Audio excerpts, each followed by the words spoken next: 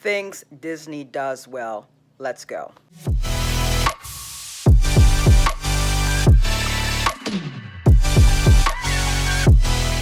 So in yesterday's video, we talked about nightmare guests I encountered while working at Disney. And today we're going to talk about the things that Disney does well. And I should put a disclaimer, just like I did with my other Disney videos, the ones in which I talked about quitting Disney and why I quit, that this is not meant to be a Disney glorification.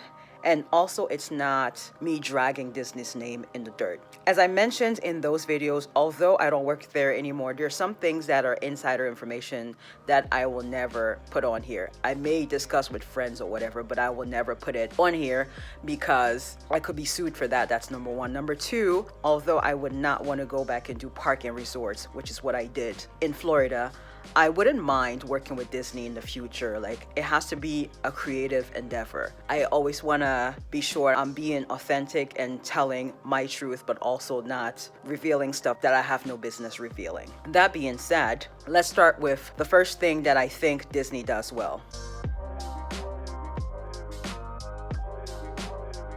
We had a union, which was great for hourly cast members, not so much for the managers, who were generally salaried cast members. So that's all I'll say about that one. Point number two that Disney does well.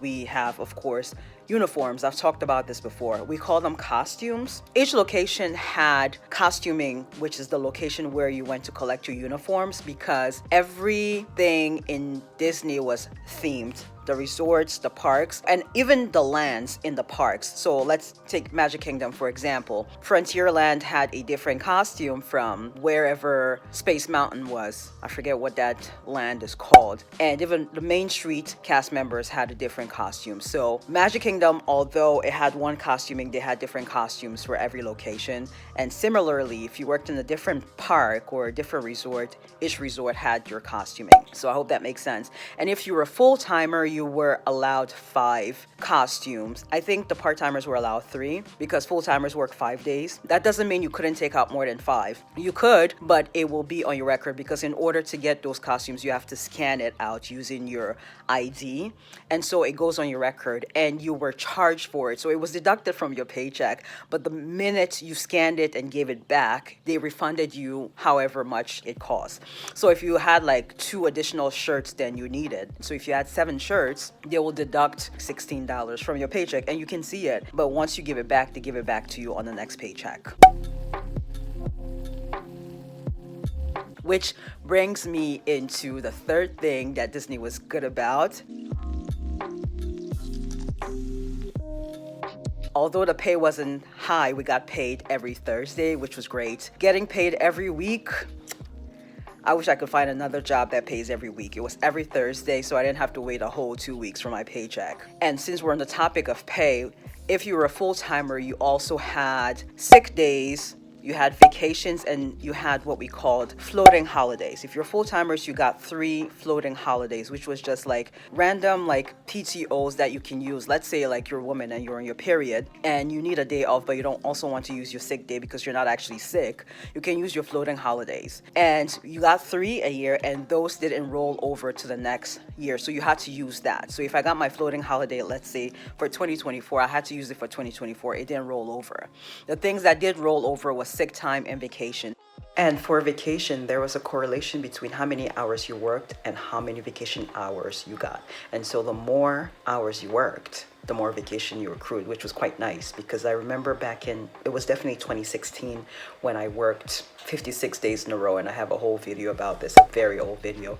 I worked 56 days in a row, all voluntary, because there was a lot of call outs. They kept asking, do you want to stay? Do you want to extend? Whatever. And I would always say yes. I think that's the source of my burnout, because I worked those 56 days in a row, and then I had finally some time off, and then I didn't want to work anymore. Anyway, I digress. So the more you work, the more vacation you accrue, the more, I think, sick time you accrue as well, if I'm not mistaken. For that one, I'm not completely sure, but definitely about vacation. The more hours you work, the more vacation you accrue. In my current job, we don't have any sick time. We don't have any vacation. And so if I wanted to take a vacation or take time off, I would have to use my PTO, which is not even that much. to begin with, which is why if you apply for a job and they tell you you have unlimited time off, run, because that basically means, yeah, you can take as much time off as you want, but there's no guarantee that we're going to pay for it. So scam. So those are the things I really like about Disney. And also we had the point system where if you call out, you get points. I'm not going to go into all the details about that point system, but I do know that for full-timers, if you didn't have a write-up in the last year, you could use your sick time. You can call out, use the sick time, and it's called sick free. So you will not accrue any points if you called out and it was call out sick. Now, if you called out and it was personal, then you get a point, obviously. We got 6 of those, which is why, again, in the beginning of the year, there was a lot of call outs, just crazy call outs, because we had our sick time and we had call sick freeze, and people would use those because usually by the beginning of the year, everyone was exhausted from the holidays. So quick recap. So we've gone through costuming / uniforms, we've gone through unions, we've gone through time off, so vacation, floating holidays, and sick time or sick days. And now there's diversity. I talked about this in Veda Day 4, where I was complaining about lack of diversity in my department specifically. And again, I have to clarify, there is diversity throughout the store, but in my department specifically, not so much. And with Disney, like I said, they hire from around the world, and it's not just that they hire people so they can say, oh, we have people from around the world. They actually do celebrate their cast members. For example, Haitian Flag Day, I believe that's in May. If it's not in May, please correct me. They used to have food and stuff because we had a lot of Haitian cast members. Same thing happens when September comes around and it's Hispanic Heritage Month. Even if they don't do anything specific in the departments, it is acknowledged. Same thing for Black History Month. Same thing for June, LGBTQ month. I believe in the Magic Kingdom, in the beginning of June, you had to wear a red shirt to show your support for LGBTQ. I think that's still a thing. And I remember, because I worked at Animal Kingdom Lodge, they hired people from Southern Africa, so like Zimbabwe, South Africa, Botswana, and they were there for a year. And whenever their Independence Day rolled around, the resort will like pause and get those specific cast members from those countries, bring out the flag from that country, the national anthem will be played. It was like a whole celebration. They really acknowledged everyone's culture, which I really appreciate. And I think that's about it. If there are others, I will make a second video about it.